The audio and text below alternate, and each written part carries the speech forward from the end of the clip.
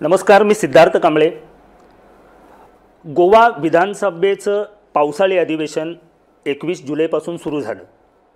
21 जुलै ते 25 जुलै असं 5 दिवसाचं कामकाज आतापर्यंत विधानसभा अधिवेशनातलं पूर्ण झालेलं आहे। या 5 दिवसाच्या कामकाजामध्ये विधानसभा सभागृहात नेमके कुठले विषय आले, कुठल्या विषयावर चर्चा झाल्या, कुठली विधेयकं आली, प्रश्नोत्तरामध्ये नेमके कुठले प्रश्न महत्त्वाचे होते, शून्य प्रहरामध्ये नेमके कुठले प्रश्न महत्त्वाचे होते, कॉलिंग अटेन्शन कशा पद्धतीनं झाली, या सगळ्या 5 दिवसाचा आढावा घेण्यासाठी मी आपल्यासमोर बसलेलो आहे। 21 जुलै ज्या दिवशी विधानसभेचं अधिवेशन सुरू झालं त्या दिवशी गोमंतकनं पहिल्या पानावरती एक वृत्त प्रसिद्ध केलेलं होतं। ते वृत्त असं होतं की उच्च न्यायालयाच्या निर्णयाचा संदर्भ देऊन राज्य सरकार ग्रामीण भागातले जे रस्ते आहेत ते रस्ते 15 आणि 25 मीटर अशा पद्धतीनं वाढवण्याच्या प्रयत्नात आहे। पण ग्रामीण भागातले रस्ते हे जर 15 आणि 25 अशा 25 चौरस मीटर अशा मर्यादेमध्ये जर वाढवले तर त्याचा तिथल्या लोकसंख्येला, तिथल्या घरांना, तिथल्या व्यावसायिकांना कशा पद्धतीनं फटका बसू शकतो अशा पद्धतीचं वृत्त गोमंतकनं त्याच दिवशी प्रसिद्ध केलेलं होतं। आणि 21 जुलैच्या पहिल्या सत्रामध्ये आमदार विरेश बोरकर असतील किंवा विजय सरदेसाई असतील या दोघांनी पहिल्यांदा गोमंतक पेपर सभागृहामध्ये झळकावत पहिल्यांदा सभागृहाच्या निदर्शनास हा विषय आणून दिला आणि त्यांनी सरकारकडे मागणी केली की सरकारनं तत्काळ याच्यावरती स्पष्टीकरण दिलं पाहिजे। कारण लोकांची जर सरकारनं ग्रामीण भागातले रस्ते हे 15 चौरस मीटर असतील किंवा 15 मीटर असतील किंवा 25 मीटर असतील अशा पद्धतीनं त्या रस्त्यांचं जर रुंदीकरण सरकारनं केलं तर त्याचा त्या भागातल्या घरांना असेल, तिथल्या व्यावसायिकांना असेल, तिथल्या दुकानांना असेल हा फार मोठ्या पद्धतीनं त्याचा फटका बसणार आहे। आणि तसं जर झालं तर त्याचा सगळ्या गोव्याभर त्याचे मोठे परिणाम लोकांना भोगावे लागतील अशा पद्धतीचं हे वृत्त होतं। या वृत्तानंतर सरकारनं तत्काळ त्याच्यावरती काहीही स्पष्टीकरण दिलेलं नाही, कारण विधानसभा अधिवेशन हे जवळपास 8 ऑगस्टपर्यंत चालणार आहे। त्यामुळे नंतर हा विषय चर्चेला येईल, त्याच्यावरती आपण स्पष्टीकरण देऊ असं म्हणून मुख्यमंत्र्यांनी या विषयावर त्यावेळेला पडदा टाकलेला होता। मुळात पहिल्या दिवसापासून ते आजपर्यंत सभागृहामध्ये जे महत्त्वाचे विषय गाजलेले आहेत त्यातला सगळ्यात महत्त्वाचा विषय हा घरांचा। कारण गेल्या अर्थसंकल्पामध्ये मुख्यमंत्र्यांनी एक घोषणा केलेली होती की ग्रामीण भागातील खाजगी जमिनीवर जी घरं उभारलेली आहेत लोकांनी, ती जमीनं म्हणजे शहरी भागातली 1000 चौरस मीटरवरची आणि ग्रामीण भागातली साधारण 600 चौरस मीटरवरची घरं हे आम्ही कायदेशीर करू अशी घोषणा मुख्यमंत्र्यांनी अर्थसंकल्पामध्ये केलेली होती। आणि त्यावरूनच खऱ्या अर्थानं अधिवेशनाची सुरुवात झाली। अधिवेशनामध्ये सगळ्यात महत्त्वाचा सरकारनं जो प्रकाशझोत टाकलेला आहे, जे विषय होते त्यावरती, त्यातला पहिला विषय हा घरांचा विषय होता। ती घरं कोमुनिदात आणि सरकारी जमिनीवरची घरं ही कायदेशीर करणार। दुसरी महत्त्वाची गोष्ट, खाजगी जमिनीवर जी घरं उभी आहेत ती कायदेशीर करणार। आणि तिसरा महत्त्वाचा विषय की 1972च्या सर्वे आराखड्यामध्ये जी घरं नोंद झालेली होती आणि जी आतापर्यंत कायदेशीर झालेली नव्हती अशी घरंसुद्धा आम्ही कायदेशीर करू, अशा 3 प्रकारची घरं कायदेशीर करण्याचं आश्वासन हे मुख्यमंत्र्यांनी दिलेलं होतं। आणि त्यानुसार त्यांनी या अधिवेशनामध्ये त्या घरांच्या संदर्भात विधेयकं आणणार असं सुद्धा स्पष्ट केलेलं आहे। पण ती विधेयकं अजून सभागृहामध्ये आलेली नाहीत। कदाचित पुढच्या आठवड्यामध्ये ही 3 प्रकारची विधेयकं येऊ शकतील। दुसरा महत्त्वाचा विषय विधानसभेमध्ये गाजला तो महादईचा विषय। कर्नाटक म्हणजे महादईचा विषय हा सुप्रीम कोर्टामध्ये त्यावरती सुनावण्या सुरू असताना सुद्धा कर्नाटक बेकायदेशीरपणे तिथं कामं करतं, कळसा भांडुराची कामं करतं, वेगवेगळ्या पद्धतीची कामं कर्नाटकनं सुरू केलेली आहेत। आणि कळसा भांडुरा प्रकल्पाला चालना देण्यासाठी कर्नाटक सरकार किंवा कर्नाटकचे जे मंत्री आहेत, मुख्यमंत्री आहेत, उपमुख्यमंत्री आहेत, ते वारंवार दिल्लीत जात आहेत। ते पंतप्रधान नरेंद्र मोदींना भेटत आहेत, पर्यावरण मंत्र्यांना भेटत आहेत। या संदर्भातला एक विषय सभागृहामध्ये चर्चेला आलेला होता। त्या विषयावरून पहिल्या दिवशी पहिल्या वेळेला विरोधक जे आहेत 7 विरोधक ते प्रचंड आक्रमक झालेले होते आणि त्यांनी सभागृहामध्ये जलस्रोत मंत्री जे सुभाष शिरोडकर आहेत त्यांच्याकडे मागणी केलेली होती की महादई संदर्भात राज्य सरकार सुप्रीम कोर्टामध्ये कशा पद्धतीनं लढतं किंवा महादई संदर्भात ज्या ज्या घडामोडी घडत आहेत त्याची आपल्याला माहिती मिळायला पाहिजे अशा पद्धतीची मागणी त्यांनी केलेली होती। गेल्या अधिवेशनामध्ये महादई संदर्भात सभागृह समितीची स्थापना केलेली होती सरकारनं। त्यावेळेला जलस्रोत मंत्री जे आहे सुभाष शिरोडकर त्यांच्या अध्यक्षतेखाली ही समिती स्थापन केलेली होती आणि मुख्यमंत्र्यांनी सभागृहामध्ये स्पष्ट केलेलं होतं की महादई संदर्भातले जे महत्त्वाचे विषय असतील सुप्रीम कोर्टामध्ये ज्यावेळेला सरकार सुनावणी चालू होईल आणि गोवा सरकार आपली बाजू मांडेल, ती बाजू मांडण्या अगोदर या सभागृह समितीची मीटिंग घेण्यात येईल आणि त्या मीटिंगमध्ये सगळ्यांनी चर्चा करून मग एक रणनीती ठरवू आम्ही आणि त्यानुसार आम्ही सुप्रीम कोर्टामध्ये भांडू किंवा कर्नाटकशी भांडू किंवा केंद्र सरकारशी भांडू, अशा पद्धतीची चर्चा त्या अधिवेशनामध्ये झालेली होती। त्याच्यानंतर या सभागृह समितीमध्ये विरोधी पक्षांचे, सत्ताधारी पक्षांचे सगळे आमदार त्या सभागृह समितीमध्ये होते। पण त्या दिवशी ज्या वेळेला सभागृहामध्ये महागाईचा वाद पेटायला लागला त्यावेळेला विजय सरदेसाई असतील, वीरेश बोरकर असतील, हे अधिक आक्रमक झाले। युरिया आलेमाव, विरोधी पक्षनेते युरिया आलेमाव आक्रमक झाले आणि त्या सगळ्यांनी एक ठाम भूमिका घेतली विरोधकांनी की महागाई संदर्भात महत्त्वाची जी सभागृह समिती तुम्ही स्थापन केलेली आहे त्या सभागृह समितीच्या आवश्यक त्या वेळेला मीटिंगा होत नाहीत, त्यामुळे ही सभागृह समिती तुम्ही बरखास्त करा अशी मागणी त्यांनी लावून धरली। त्याच्यावरती जलस्रोत मंत्री असतील किंवा मुख्यमंत्री असतील त्यांनी सरळ स्पष्टीकरण देण्याचं त्यांना नाकारलं। त्याच्यानंतर ते आक्रमक झाले, ते सभापतींच्या समोरचा जो हौद आहे त्या हौदामध्ये जाऊन उभे राहिले, तिथे जाऊन ते भांडायला लागले, तिथे जाऊन ते घोषणाबाजी करायला लागले। विजय सरदेसाई जे आमदार आहेत त्यांनी तर क्लिअरच केलं की सभागृह समितीची बैठक होत नाही, त्यामुळे या समितीचा आपण राजीनामा देणार असं त्यांनी जाहीर करून टाकलं। त्याच्यानंतर महत्त्वाचा जो विषय आहे सभागृहामध्ये आलेला तो स्वातंत्र्य सैनिकांच्या मुलांचा विषय। त्याच्यावरून मुख्यमंत्री आणि विरोधी पक्षनेते युरिया आलेमाव या दोघांच्यामध्ये काही काळ जुंपलेली सुद्धा होती। मुख्यमंत्र्यांनी एक स्पष्टीकरण दिलेलं होतं की ज्यावेळेला मी मुख्यमंत्री झालो त्यावेळेला माझ्या कार्यकाळात स्वातंत्र्य सैनिकांच्या अधिकाधिक मुलांना ह्या नोकऱ्या मिळालेल्या आहेत आणि आता फक्त 25 मुलं ही सरकारी नोकरीपासून वंचित राहिलेली आहेत असं त्यांनी सांगितलेलं होतं। पण विरोधी पक्षनेते युरिया आलेमाव यांनी मुख्यमंत्र्यांच्या या वक्तव्याला आक्षेप घेतलेला होता आणि त्यांनी सांगितलेलं होतं की केवळ 25च नाही तर अजून सुद्धा स्वातंत्र्य सैनिकांची 202 मुलं ही सरकारी नोकरीपासून वंचित राहिलेली आहेत। पण मुख्यमंत्र्यांनी शेवटपर्यंत युरिया आलेमाव यांचं ऐकलं नाही, ते शेवटपर्यंत आपल्या भूमिकेवर ठाम राहिले आणि त्यांनी सांगितलं की जी 25 मुलं आता सरकारी नोकरीपासून वंचित आहेत त्यांना येत्या 19 डिसेंबर 2025 पर्यंत त्या 25 जणांना सुद्धा सरकारी नोकरीमध्ये आपण सहभागी करून घेऊ अशा पद्धतीची हमी मुख्यमंत्र्यांनी दिलेली होती। त्याच्यानंतर एक महत्त्वाचा विषय आला मराठी राजभाषेसंदर्भातला। गेल्या काही अधिवेशनांच्या मध्ये मराठी राजभाषेचा विषय हा सातत्यानं पुढे येत राहतो। मध्यंतरीच्या काळामध्ये मांद्रेचे जे आमदार आहेत जित आरोलकर त्यांनी शून्य प्रहाराला मराठीचा विषय उपस्थित केला आणि त्यांनी सांगितलं शून्य प्रहाराला की त्यांनी मेन्शन केलेलं होतं की मराठीला दुसरी राजभाषा म्हणून जाहीर करा।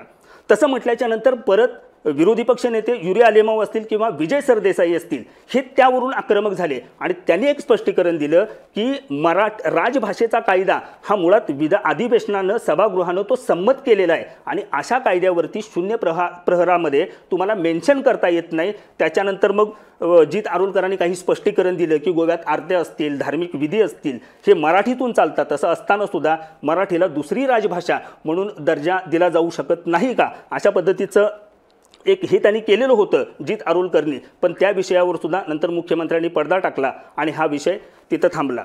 त्याच्यानंतर जे कॉलिंग अटेन्शन असतील, शून्य प्रहर असतील, या दोन्हींच्या माध्यमातून जे आमदार आहेत विधानसभेमध्ये त्या आमदारांनी प्रत्येक वेळेला आपापल्या मतदारसंघातले महत्त्वाचे प्रश्न तिथं मांडले आणि त्या प्रश्नांच्यावरती जास्तीत जास्त मंत्र्यांच्याकडनं उत्तरं, आश्वासनं, हमी मिळवून घेण्याचा मोठा प्रयत्न केलेला आहे। गेल्या 5 दिवसांच्या काळामध्ये आतापर्यंत 2 मंत्र्यांच्या डिमांड झालेल्या आहेत। पहिले म्हणजे सुभाष फळदेसाई, त्यांच्याकडे जी खाती आहेत त्यामध्ये समाज कल्याण आहे, नदी परिवहन आहे, त्याच्यानंतर पुरातत्व, पुराभिलेख आहे आणि दुसऱ्या दिवशी म्हणजे साधारण शुक्रवारी जे डिमांड होतं ते कृषी मंत्री रवी नाईक यांचं, रवी नाईकांच्याकडे कृषी खातं आहे, त्याच्यानंतर नागरी पुरवठा खातं आहे। या खात्यांच्या मधले जे प्रलंबित प्रश्न होते आपापल्या मतदारसंघामध्ये ते प्रलंबित प्रश्न मंत्र्यांना विचारून त्याच्यावरती तोडगा मिळवण्याचं किंवा त्याच्यावरती हमी मिळवण्याचं काम हे प्रत्येक वेळेला विधानसभेतल्या आमदारांनी केलेलं दिसून आलं।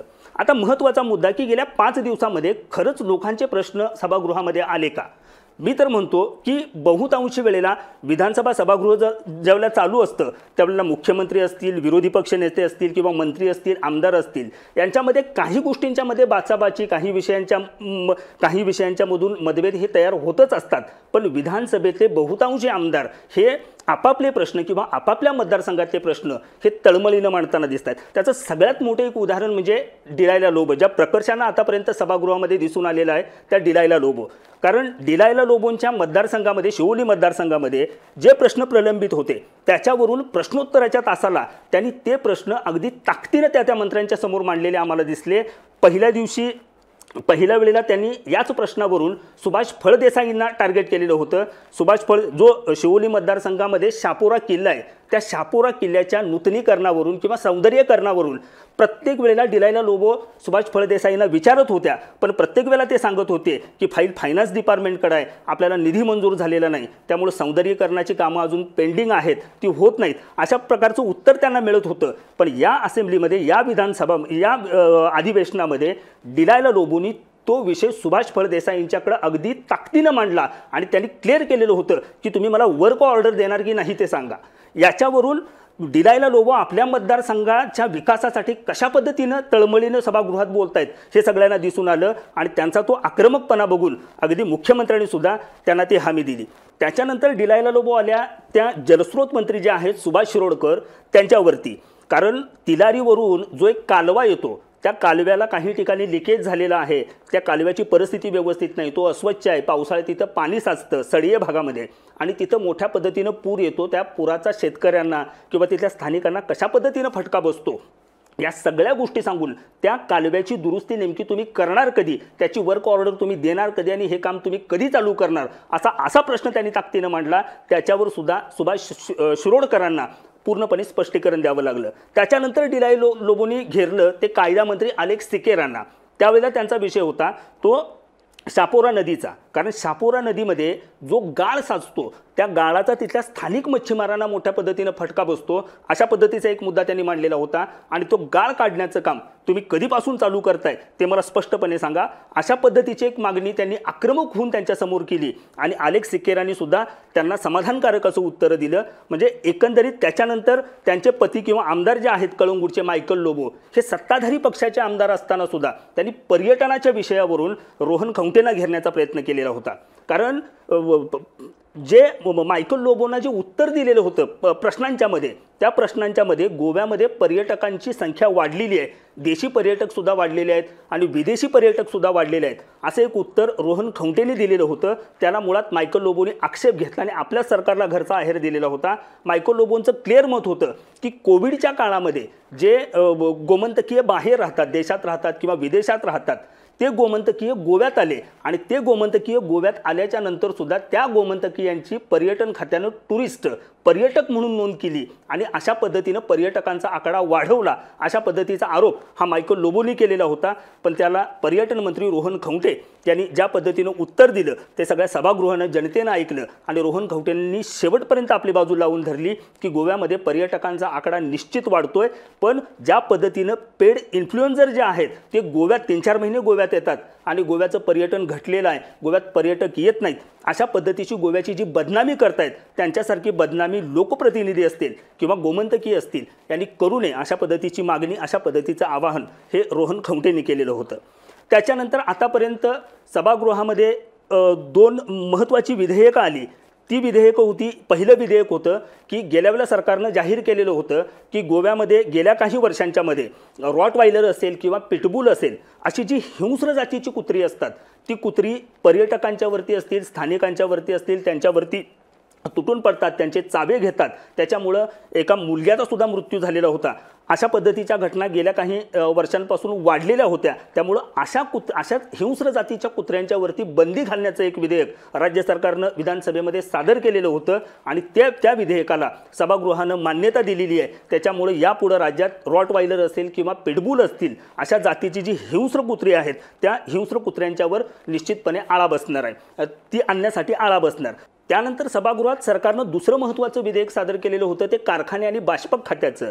या खात्यामध्ये कारखाने आणि बाष्पक खात्यांतर्गत जे कामगार येतात त्या कामगारांचे कामाचे तास कमी करण्यासंदर्भात किंवा ओव्हरटाईम किती तासांचा असावा या संदर्भात चर्चा करणारं किंवा या संदर्भात माहिती देणारं, या संदर्भात नियम असणारं एक नवं विधेयक सरकारनं सादर केलेलं होतं, त्या विधेयकाला सुद्धा सभागृहामध्ये मंजुरी मिळालेली आहे। त्याच्यानंतर शेवटचा विषय येतो तो विधानसभेमध्ये आमदारांनी विचारलेल्या तारांकित आणि अतारांकित प्रश्नांचा।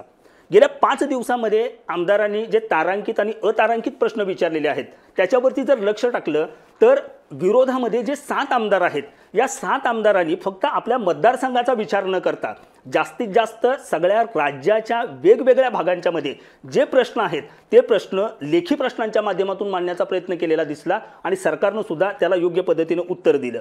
पण सत्ताधारी जे 33 आमदार आहेत या आमदारांनी मात्र म्हणावं त्या पद्धतीनं राज्यावरती लक्ष केंद्रित केलेलं दिसत नाही। त्यांनी फक्त आपल्या मतदारसंघातले प्रश्न उपस्थित करून त्याच्यावरती त्या मंत्र्यांच्याकडून उत्तर मिळवण्याचा प्रयत्न केलेला आहे। या गेल्या 5 दिवसांच्या सगळ्या याच्यात काही गोष्टी सुद्धा म्हणजे सभागृहात जे बसलेले होते त्यांना असतील किंवा टीव्हीवरून जे अधिवेशन ऐकत होते त्यांना सुद्धा असेल, एक महत्त्वाची गोष्ट खटकली ती आमदार विजय सरदेसाईंच्या बाबतची। कारण विजय सरदेसाईंनी विधानसभा अधिवेशनाच्या अगोदर पत्रकार परिषद घेऊन स्पष्ट केलेलं होतं की जनता दरबाराच्या माध्यमातून आपण राज्यातल्या सगळ्या तालुक्यांना भेट दिलेली आहे, सगळ्या तालुक्यातल्या माणसांचे आपण प्रश्न समजून घेतलेले आहेत, समस्या समजून घेतलेल्या आहेत आणि हे सगळे प्रश्न त्यांच्या समस्या आपण प्रश्नोत्तर असतील, शून्य प्रहर असेल, कॉलिंग अटेन्शन असेल किंवा डिमांडवरची चर्चा असेल वेगवेगळ्या माध्यमातून आपण विचारू आणि त्याच्यावरती तोडगा काढू असं त्यांनी सांगितलेलं होतं। त्याच्यामध्ये सगळ्यात महत्त्वाचा त्यांनी एक विषय मांडलेला होता की राज्यातल्या जमिनींचं मोठ्या पद्धतीनं रूपांतर होत चालले, त्याचा मोठा फटका एक दिवस राज्याला बसणार, नव्या प्रादेशिक आराखड्याची राज्याला त्यासाठी गरज आहे अशा पद्धतीची भूमिका त्यांनी घेतलेली होती। पण सभागृहामध्ये ज्या वेळेला कलम 39A आणि TCPचा विषय चालू होता त्यावेळेला त्याला विरोध करत किंवा TCPकडनं आपल्याला उत्तरं व्यवस्थित मिळालेली नाहीत असा दावा करत ज्या वेळेला 6 आमदार हे सभापतींसमोरच्या हौदामध्ये जाऊन घोषणाबाजी करत होते, ते उत्तर मिळवण्याचा प्रयत्न करत होते, सरकारला वारंवार विनंती करत होते, अक्षरशः पाया पडत होते, अशा काळात मात्र त्या क्षणाला विजय सरदेसाई या 6 जणांच्या बरोबर राहिले नाहीत, ते स्वतःच्या खुर्चीवरती बसून राहिले। त्याच्यानंतर मात्र परवा शुक्रवारी ज्या वेळेला जुहारी ॲग्रोचा विषय त्यांनी मांडला त्यावेळेला जुहारी कंपनीच्या जमिनी संदर्भात किंवा जागेसंदर्भात ते ज्या पोट तिडकीनं बोलत होते, म्हणजे एका बाजूला 39A विषय जमीन रूपांतरणाचा विषय आणि दुसऱ्या बाजूला जुहारी ॲग्रोचा विषय, अशी एक विजय सरदेसाईंच्या भूमिकेमध्ये शेवटपर्यंत तफावत दिसून आली। विधानसभेचं अधिवेशन हे 8 ऑगस्टपर्यंत चालणार आहे। गेल्या 5 दिवसांमध्ये ज्या काय घडामोडी घडल्या सभागृहामध्ये त्याचं एक थोडक्यात विवेचन करण्याचा आम्ही या ठिकाणी प्रयत्न केला। पुन्हा भेटू पुढच्या रविवारी याच वेळेला। धन्यवाद।